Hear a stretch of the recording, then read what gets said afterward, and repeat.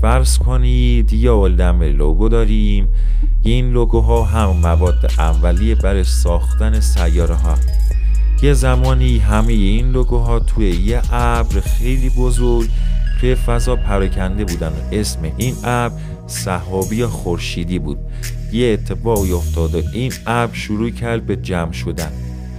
بیشتر مواد رفتن وسط این ابر رو یه توپ خیلی بزرگ و داغ رو تشکیل دادن. این توپ خیلی بزرگ بود تو خورشید بود. خورشید مثل یه محرک خیلی قوی عمل می‌کرد و بعضی لوگوها رو دور خودش نگه می‌داشت. لوگوهایی که دور خورشید میچرخیدن آروم شروع کردن به چرخیدن دور هم. بعضیاشون به هم برخورد میکردن و بعداشون هم به هم میچسبیدن.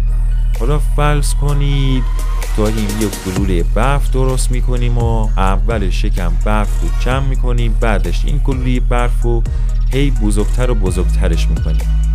این لوگوهایی که به هم چسبیده بودن کم کم تبدیل شدن به سیاره های کوچیک. این سیاره های کوچیک به هم برخورد کردن و بزرگتر شدن. مثل این که داره چند تا گلوله برفی رو به هم میچسبونید تا یه آدم برفی درست کنید. یکی از این سیاره های کوچیک که توی فاصله مناسبی از خورشید بود کم کم تبدیل شد به مریخ.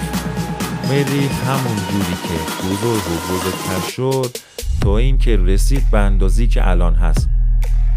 مریخ بیشتر از سنگ و فلز درست شده، برای همین یه سیاره خاکی به حساب میاد.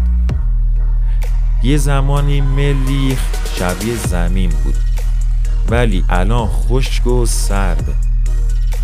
مریخ مثل یه آدم برفی خیلی بزرگ از لوگوهای سنگی و فلزی درست شده که دور خورشید میچرخه.